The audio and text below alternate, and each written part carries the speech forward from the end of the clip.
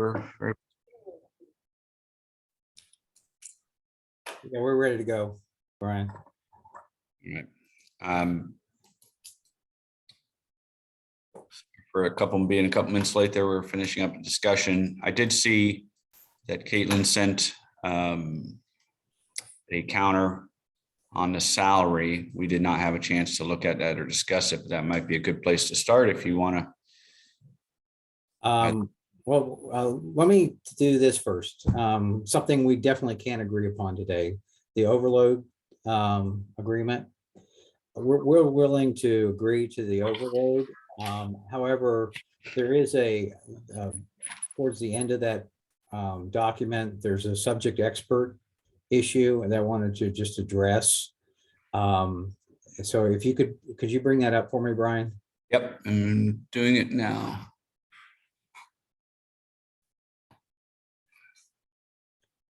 So we're agreeable to the first part there. So if you can scroll down to where the subject expert part is.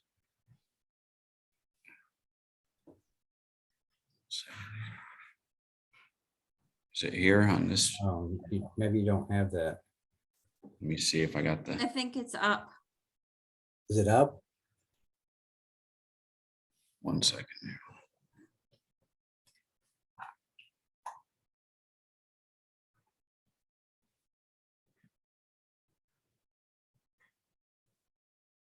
Mine is a 2-page thing. Is that, do I have the right one? We have a document that has a couple other pages with it. Let me see. That was probably related to the online course development, wasn't it? Yeah, that's a subject matter expert, Yeah, probably. subject matter expert.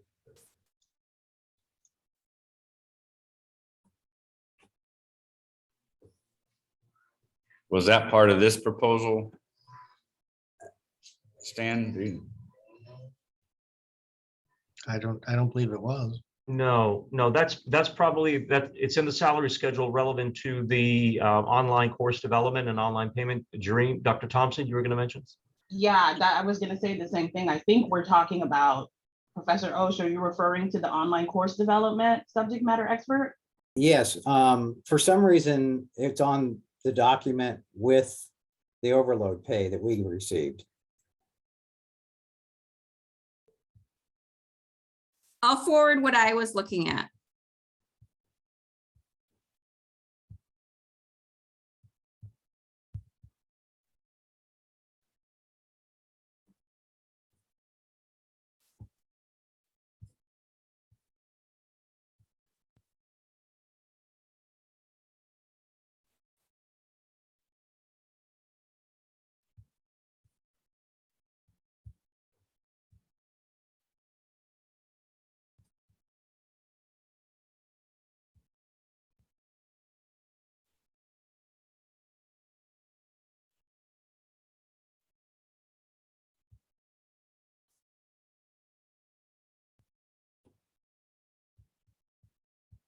Did you get it, Brian? Or I can share what I was looking at. That was just what I had. So, oh, you got it. Okay. This is what you just sent me, Caitlin. So Yeah, it's like page 3, 4 of the document, I think. Yes, this is it. We don't have a problem with the way it's worded. We have a problem with the process that's being done. So I just wanted to draw that to your attention is apparently when faculty are being approached to create this work, there's not a contract to what level they will be getting compensated for. And it's basically as the work goes on, you determine a level. We really think that needs to be determined before the faculty member contracts to do this. So instead of saying, well, when we get done, we'll tell you whether it's a level 3 or a 4, they really need to know up front what level they're going to be paid before they contractually obligate themselves to it. Apparently that's not being done right now.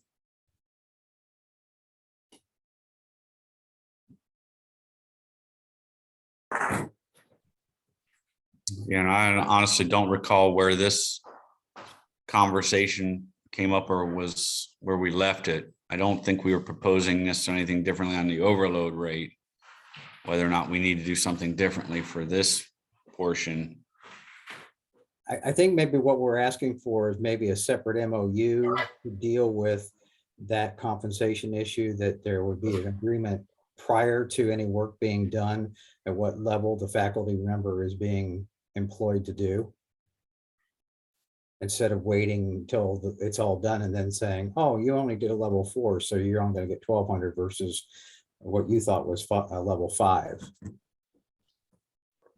Perhaps, Gary, what's happening, and again, perhaps Dr. Austin can comment on this, but the way I understood it is maybe they're not using the level vernacular. Maybe they're just basically using faculty member, Professor so-and-so, you are developing a new course, you're modifying an existing course, you're modifying an existing course that just requires minimal tweaking. You know, maybe they're using that language without necessarily the level language, but that's something for Dr. Austin and Associate Dean Brianna Perry to review. Dr. Austin? Yes, thank you, Dr. Jeanette. We have had conversation, and Brianna Perry has been meeting with a work group, including faculty, in discussion about a form that would make it much more clear and outlining all the expectations coming from both sides, the designer as well as faculty member, in including timeline, the expectations for meeting the quality of product development, and also establishing what the level of effort that will determine the pay. So that form has been, my recollection, that form has been discussed or being reviewed. It just has not been put in place, but we do acknowledge that there is a need for more transparency right up front with faculty regarding what the expected pay would be for the coursework. So that is in work, and I'll certainly follow through and make sure that that information gets to everyone. Thank you, Dr. Austin. That's fine with us, as long as there's more transparency up front in what they're getting involved in. Because I had several faculty tell me that, you know, they didn't know until the very end how much they were going to get paid, because it was determined their level at the end versus up front. So if we could have more transparency up front, I think that's important. So I just wanted to bring that to your attention, that that's an issue that was brought up. I appreciate that. And I think we're all on the same page, and we need to make sure that we address that. And everybody's on the same page with it. And as far as the overload, Brian, if you'll send me a clean copy of that, we can sign that off as a TA.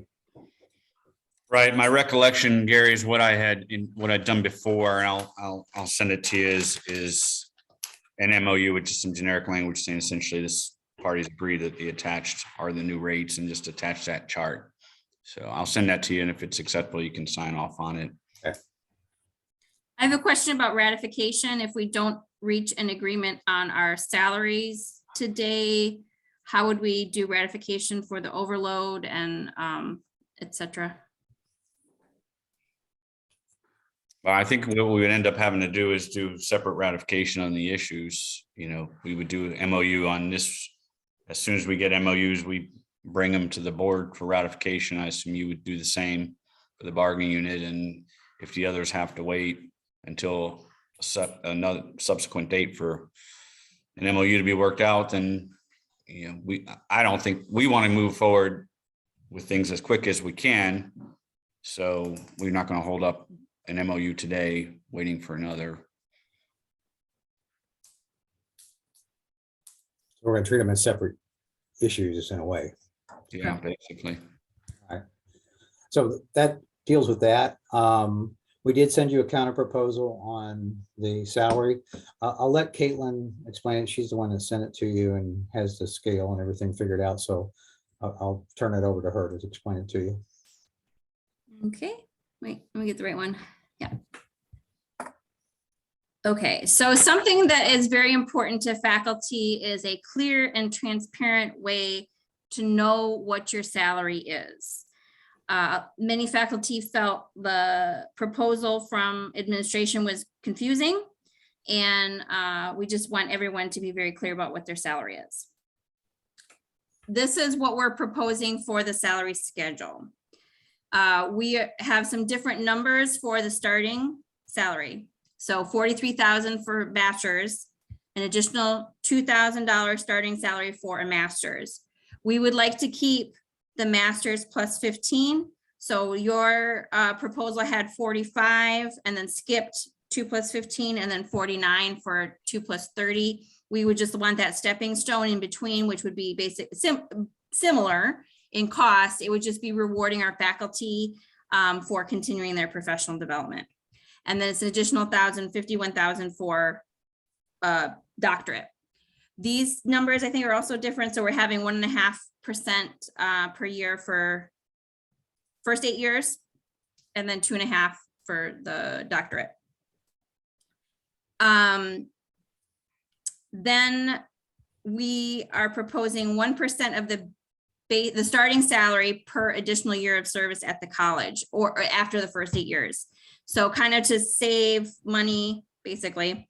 The first 8 years, your step is 2.5 or 1.5. Then after that, 9 to 10 is 1% or on all of the degree grades.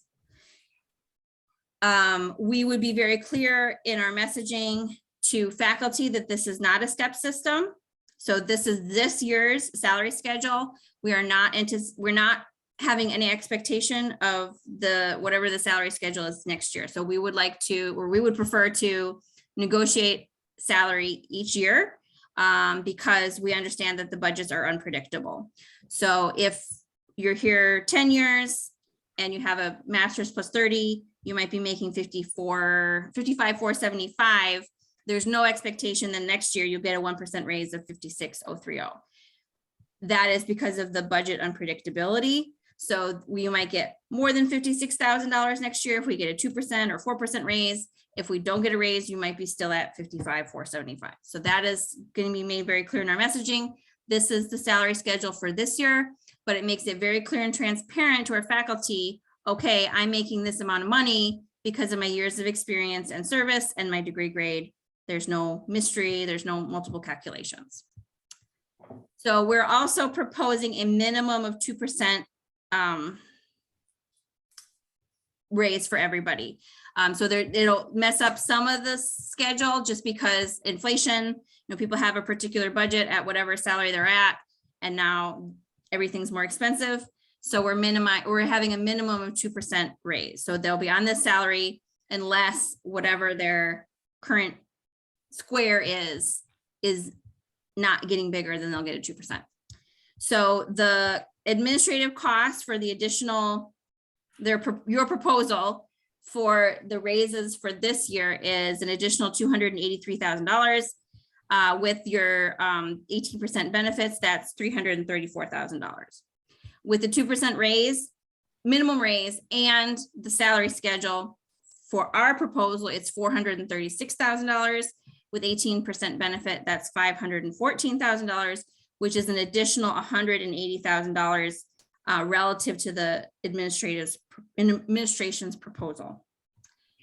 We think it's really important to compensate our faculty. We do have a lot of faculty turnover. We want to reward our faculty for staying, for their commitment to the college, for their commitment to continued professional development. Having a high faculty turnover rate is not good for our students, not good for our institution. So some of the, just to go over, the yellow ones here were confirmed.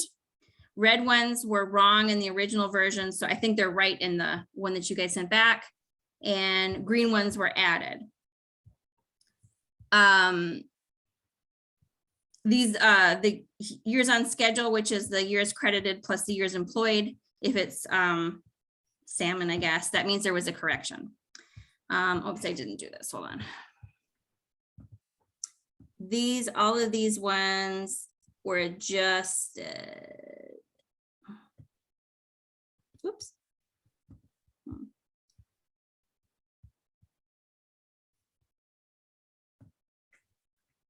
So those ones were more than what they would have been based on the salary schedule. Some of the new hires are the highlighted ones. So some of these got what looks like a large raise is because their salary was adjusted. If they were hired in January, it wasn't entirely accurate. The green ones are those with bachelor's degrees. So some of them are getting pretty substantial raises. I just think that the salary schedule is too low for faculty with bachelor's degrees. I don't think the degree grade is necessarily representative of the experience or like the qualifications for people with bachelor's degrees. Many of these people are in the technical health, and academic degrees are not necessarily what's indicative of their qualifications for teaching, whereas experience in the field and professional certifications are really more relevant to their ability to teach their students and their qualifications to teach their students. So we don't think we just think they need to be compensated fairly, because a lot of times their preparation for teaching is not reflected in their university degree. So some of the people with bachelor's degrees are getting pretty substantial raises because it's just too low. That is it. Any questions? Like your benefits are now up to 20%, not 18%.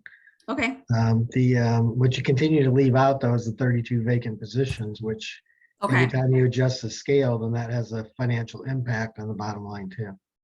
okay. Well, I mean, we need to hire Because what I faculty. end up doing is putting those positions at a certain, which I was doing the F2 rate Okay, with the 8 years experience. So whatever that calculates to is what I have to budget for those positions. okay, that's not included in what I calculated as the additional cost. Mhm. So if I think I have to do a different share. So I summed this number. So the percent total increase, that's not included in this number, I think, or this number. The total increase though includes the prior year one there. So the actual increase was just the column B there, Actual increase was what, V? column B, where because the total increase was including the 5% from the year before, 5.5. Yeah, and that's not included in the number that I presented just now in our proposal. Mhm. That's done, it's not relevant anymore. We already did that. So the fiscal year is 22. Yeah, this is the same as that. Sorry, so this is this sum. And that is 0 for the unfilled positions. So it's the same. It's the same relative to what we're comparing, the same numbers essentially. So the filled positions, the additional salary for filled positions is 283,000 relative to 436,000.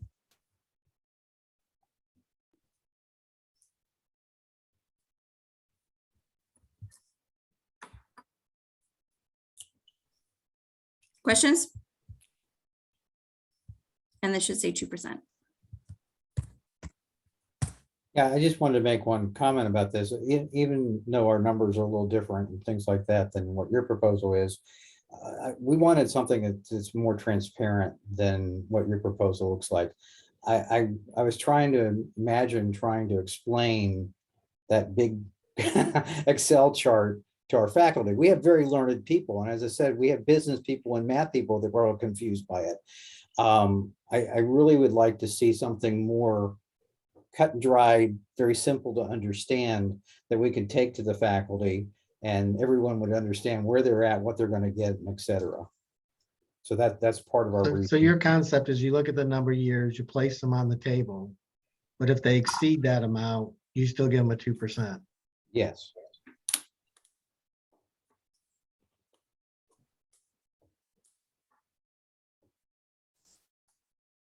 And we do appreciate the administration's effort to fix compression. We appreciate your recognition that that's a problem.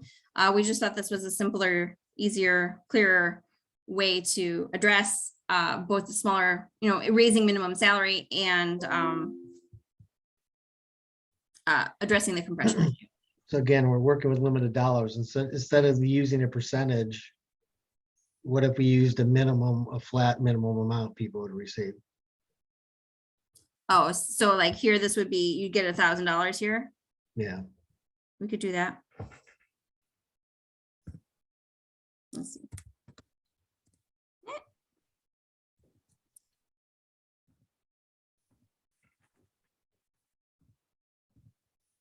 so like we talked about, and I think in your original proposal, the way you had done it, I think there was also where 30 faculty like had gotten no increase at all. So I know you're trying to address that kind of now.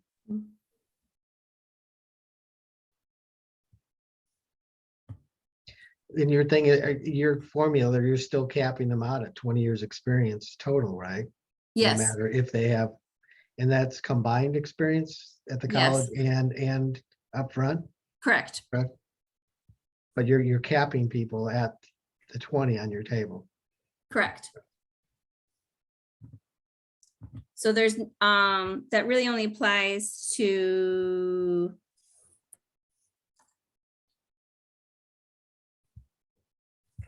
that applies to 24 faculty, and they are making pretty substantial salaries now, depending, but yeah.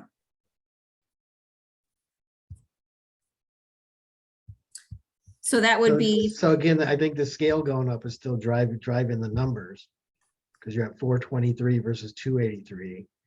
So pushing the scales up is driving that differential. mhm. I mean, honestly, we have a lot of frustration among faculty about our salary. We have 20% of our faculty lines are empty. I understand that there is a limited budget, but our institution depends on faculty. We interact with the students every day.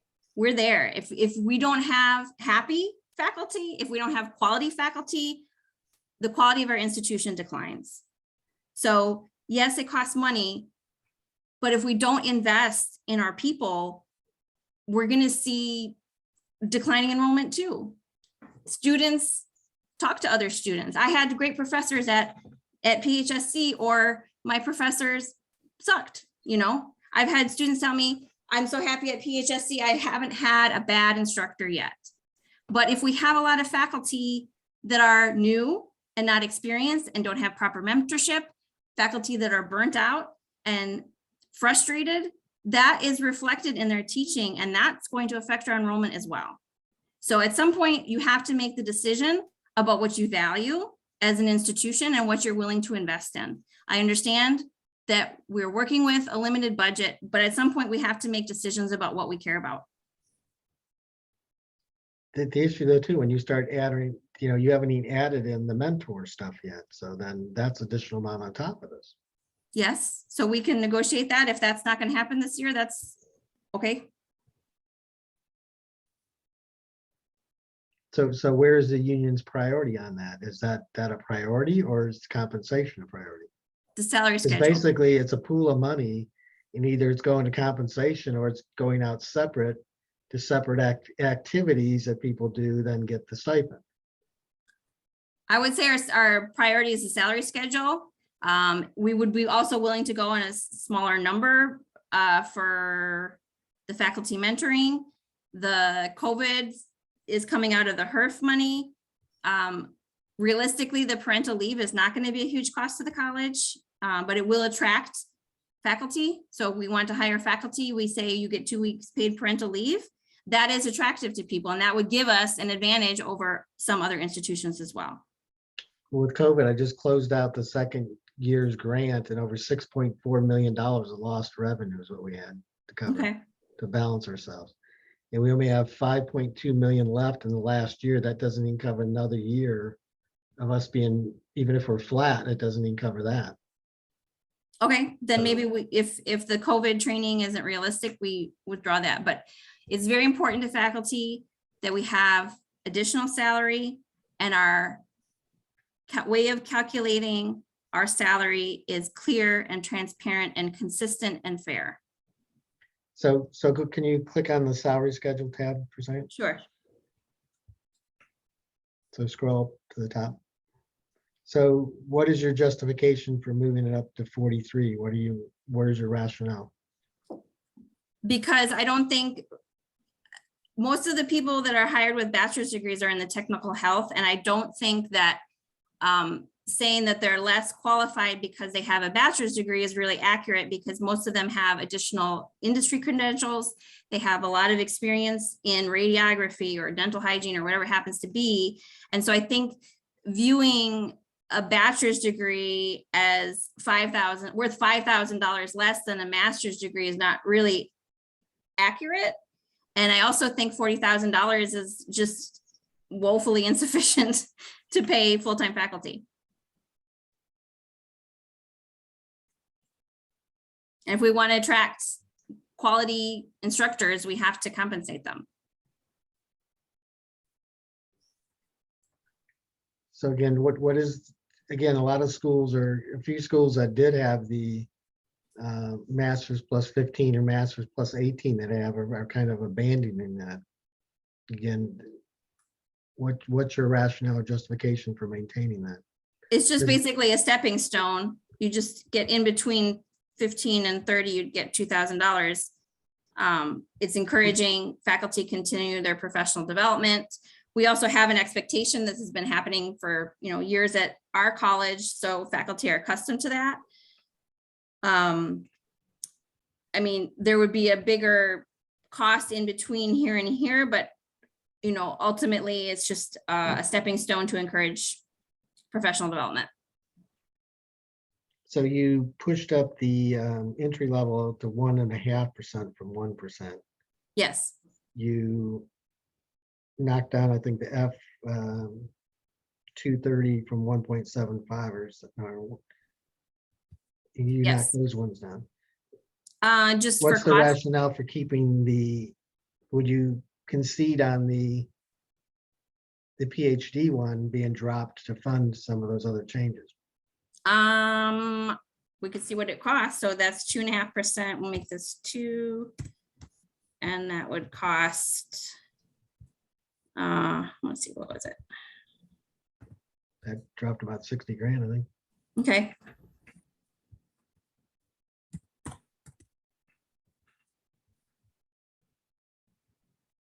we could talk about this as a caucus, but I don't think that would be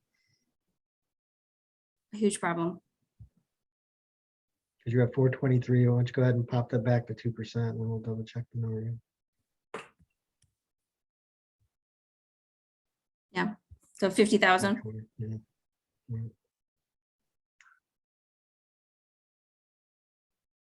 I guess Stan, Darrell, you got any comments again on those factors?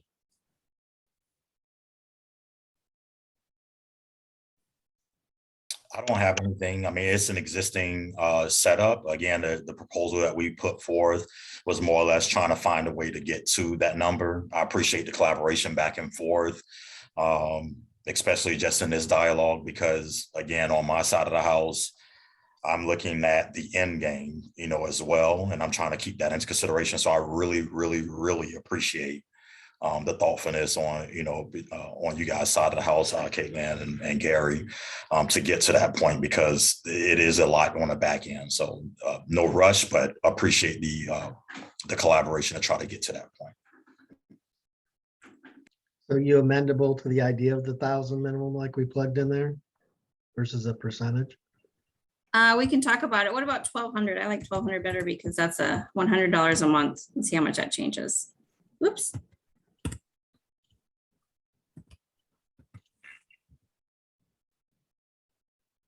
Oh. Wait.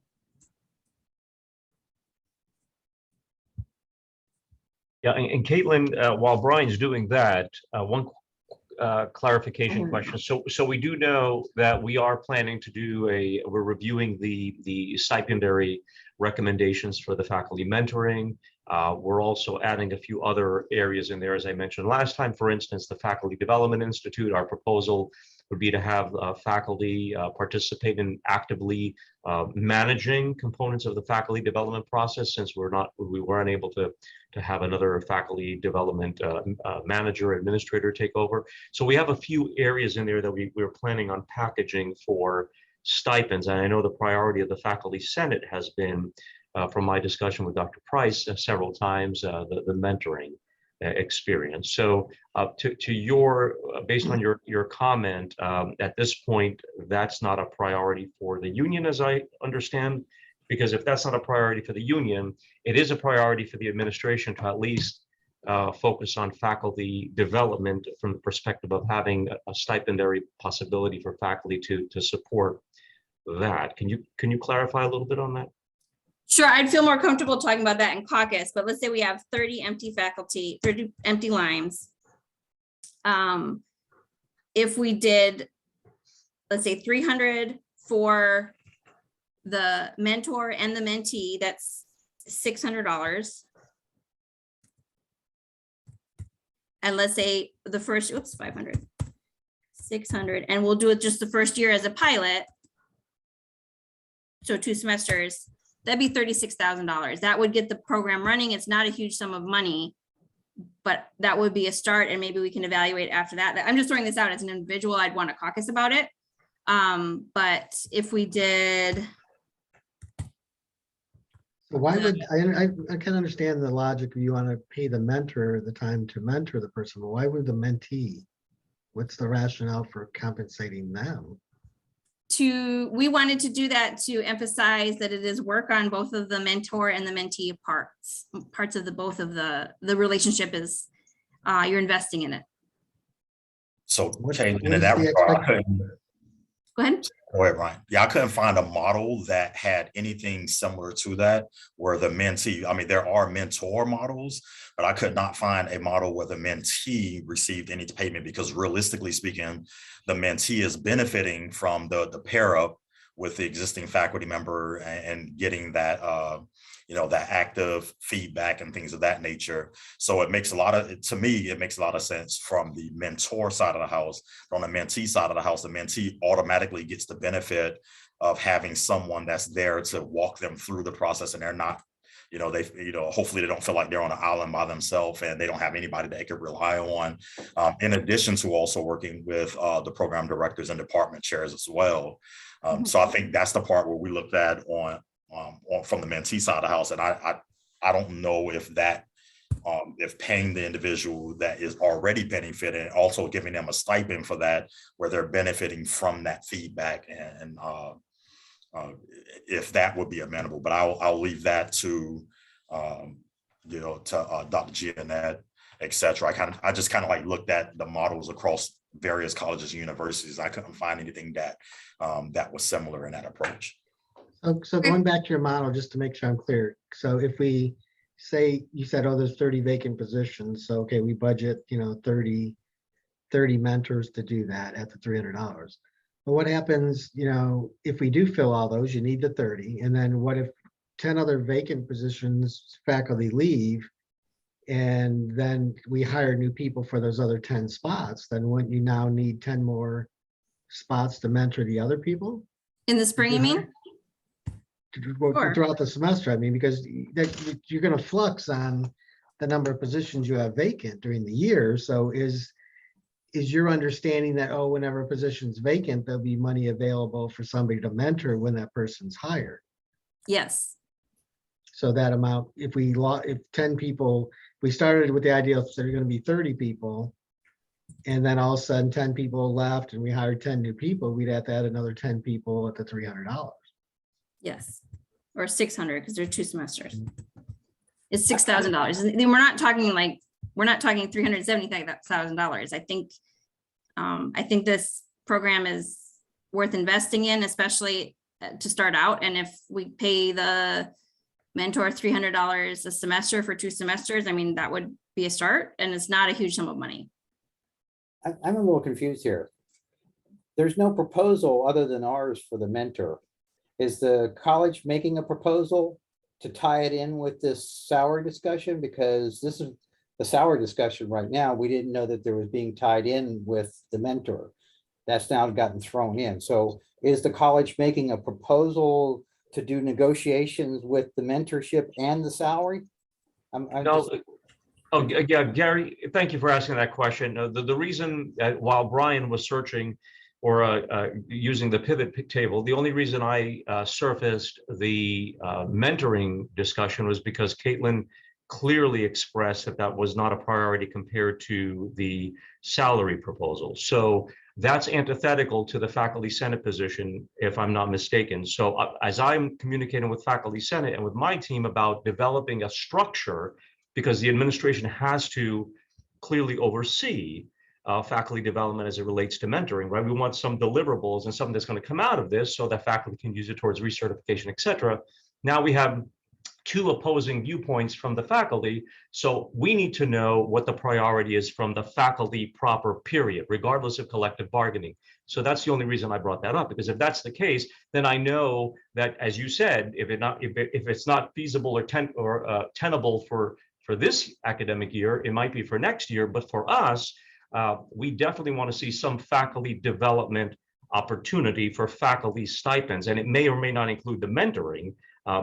We're proposing having somebody help the administration to, like a department chair, program director, help oversee that process. And that's part of our package. We're working on it. I'm sharing this with you now, and we haven't brought it forth, but we certainly, Caitlin's comment might change the equation as far as the priority. That's the only reason I surfaced it. Is that clear? Well, in Yeah, fairness, I mean, we don't, I- I was gonna say, we don't have an actual proposal, so I said that, but we can't really evaluate that because I haven't talked to all the faculty. I don't know what your proposal is. No, So- we're just basing it on your proposal. So I I'm but- just operating under the assumption that your proposal now has taken the secondary priority to the salary proposals, I if I'm not don't think mistaken. it's that simple. I think you're taking it as, we want this, but we'll give this up. The mentoring is an important thing for us as well. I think the main priority is to get a salary schedule, but yes, the mentoring, so it's not like, well, we just don't care about the mentoring. That's not what we're trying to get across. Is that's important to us as well. But I think to most faculty, if you had them rank, and we've done that in surveys, had them rank what they need, it's a salary schedule. So that is a priority, but it's not saying that we don't care about mentoring, we don't care about those other things. And so I just want to make that clear. Yeah, and there's no presupposition about your caring or not caring. The focus was on the priority, given Brian Horn's earlier statement about being able to juggle both of those appropriately during this difficult time. So that's the only reason that was surfaced. Yeah, Gary, I'm just trying to get a concept, an idea of what you guys are perceiving, your perspective, because then and again, we always say, oh, it's just simple, it's just 36,000. Right. But then, that goes toward the pool of money I have that's either for raises or stipends. So I'm trying to get a feel for what those will look like from your perspective as well as our perspective. Yeah, I can understand. I just was thinking, well, it sounds like you're making a counter proposal on the mentoring to tie into this. And so I was a little confused whether we're actually negotiating a salary schedule or if we're throwing in the mentoring as well now as without a proposal. And maybe it's just me, but I was a little confused with that. Yeah, because part of the mentoring thing then could become very variable because like we said, if you start out budgeting, well, there's 30 vacant positions, but 10, 15 people leave throughout the year and you rehire those positions too, all of a sudden that's additional dollars. So just trying to get a grasp on that. Yeah, I would say it's hard for us to really assess if we're just bargaining on the fly. We don't have a proposal from the administration. I mean, I'm just trying to understand the concept or, what you guys are thinking in general. The proposals will come, but I mean, just trying to get a flavor for what you're thinking and just trying to put the realization in there. If we say, oh, it's 30 positions or however many positions are vacant at a certain point, what happens if more positions go vacant through the year? I mean, that's what we have to consider in that proposal from either side of us and what the financial impact is. Okay. That's just what I'm trying to communicate. And again, is, the $300, I guess, where are you coming up with 300? What's the expectation on your side of hours or commitment of time, for that, so that, what are you guys thinking versus what we're thinking, and how does that mesh? And then does that even become attractive to the faculty person at that amount or not? I threw that number out. Our original proposal was 500, but we haven't gotten a counter proposal. Mhm. So.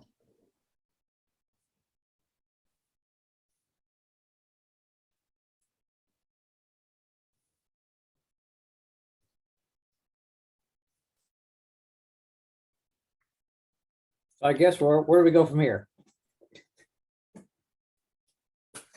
Well, we can do a caucus. If there's no other questions on the salary issue, we can do a caucus and discuss to see where we are in response to the union's latest proposal, and then go from there.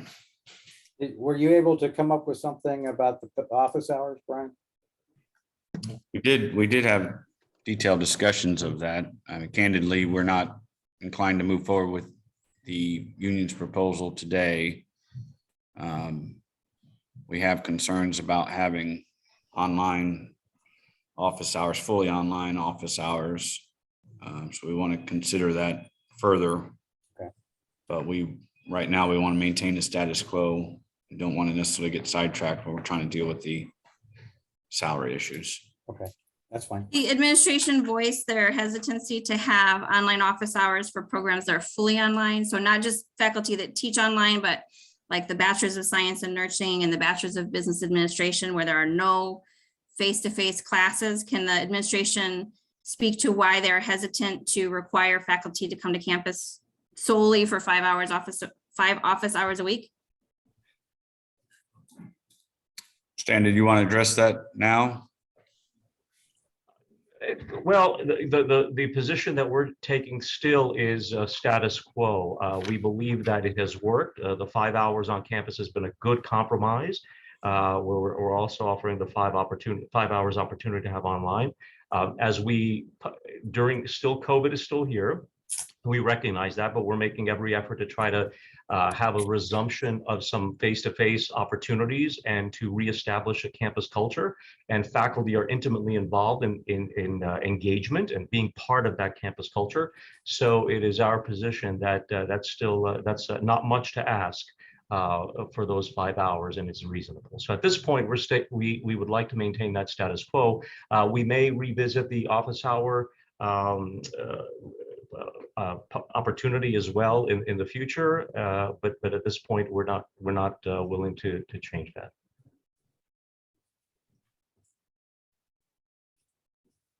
We recognize the inflation, we recognize the increased gas costs, etc. But that we also recognize that that's a matter that all of our employees are struggling with at the moment.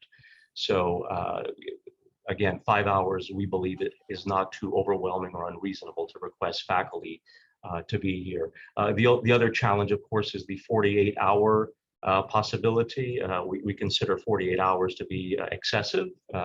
We need faculty to be able to respond in a reasonable amount of time to student concerns. And of course, our faculty do, so we're not aware of any reason why we need to change the 48 hours.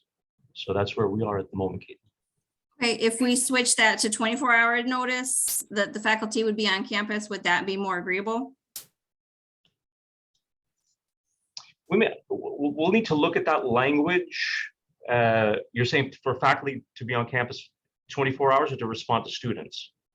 No, that they would always respond to students within 24 hours. The issue was that, let's say it's Wednesday at 2 o'clock, a faculty or a student emails a faculty member, can I meet with you on campus? They would be there Thursday at 2 o'clock. Or they would have specific office hours. I'm available on campus from Wednesday from noon to 5. If I have no student appointments, I will not drive to campus. If any student requests a meeting, I will be on campus. Would that be agreeable? I'm not understanding some of the hypotheticals, but has there been a problem with faculty? If faculty are posting their office hours, then there should be no reason why any changes need to be made, right? If a student is asking for a faculty member to meet with them, I think most of our faculty members do a fine job, and then being able to navigate that schedule. Where's the disconnect? With The with disconnect immediate- is we have a small number of faculty who teach fully online. They Mhm. come to campus 5 hours a week and never see a student in person. They regularly communicate with all their students. They're available by phone, by email, on Zoom. It's a unnecessary arrangement to come to campus to sit there waiting for students who aren't going to show up. If students want to come to campus, they would be available by appointment. So it's not that students would be unavailable to meet with these small number of faculty. It would just be they would not be driving to campus to sit in an office when they have no student appointments and they've never had an experience where students drop in during those 5 face-to-face office hours. They would still be coming to All College Day. They would come to fall faculty meetings. If there was an on-campus meeting for a department meeting, they would come. It's just the issue of sitting in an office when students are not coming by. It doesn't seem to be a good use of faculty time. Well, I can tell you, when I was a faculty member, every single minute when I was on campus, I tried to make the best use of that time, whether it was researching, prepping, et cetera. And then at times when I would perch myself in a particular area of the campus, like on the East Campus, I would tell students from this time to this time, I'm located in the library. You will find me sitting there waiting for you. And most students would come, but some wouldn't. And then I would try to judiciously, creatively take that time and then do other things so I could support students, like have extra study groups, et cetera. So I would think, and I know our creative faculty are doing this, I can't imagine just anybody just sitting in the office. Wouldn't it be Right. great to be able to say, I have an online, a Zoom study session for those of you who needed to be here during this time? And I think that our faculty are creative enough and innovative enough to be able to use that downtime that you're stating is occurring and make it creatively transform it into a student learning experience, no? I'm not saying that the faculty are sitting doing nothing for 5 Well, hours. you did. You said they're not, they're just sitting in their office waiting, and those students are interacting with them. I think the faculty can move and interact with the students themselves, take the initiative and do something with that if they're going to be on campus, right? Or go out and engage the students on campus. Yeah, and all our faculty do that. I'm not talking about faculty who teach composition face-to-face. Those Mhm. faculty have students come by. Chemistry faculty students have students drop in their office hours. So it is important for those faculty who have face-to-face classes to be available for students to drop in. I'm sitting in my office, I'm working. I have my 5 on-campus office hours. Students drop by. They say, hey, can I go over my exam? That time is available for students to drop in. If I don't have a student, I'm working on other things, but I have that time available for drop-ins. For the small number of faculty who have completely online programs, they have 0 face-to-face classes offered in that program. It is not a good use of time to drive to campus when they could have Zoom office hours in their home office. They could have 5 hours sitting on Zoom available to students. Their students can email them at any time. Their students can call their phone number at any time. They can have drop-in office hours on Zoom. It's not so much the availability of the faculty or the creativity of the faculty. It's just really the commute time. It's not a good use of time. When anything that they would be doing in their office for those 5 office hours, they could be doing the same without the drive time. Mhm. So it's not that they aren't available to their students. Those particular programs, the Bachelor's of Science in Nursing, the Bachelor's of Business Administration, they have students that aren't even in Florida. So it's not a good, the commute time is the issue, not the 5 office hours. The location of the office hours is what we're discussing. Understood. Okay, Well, we'll continue to review. okay. Thank you, Caitlin. Mhm.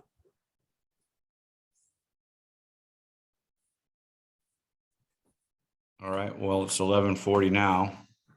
I do have a hard stop at 1 o'clock. I do too. I have class at 1, so.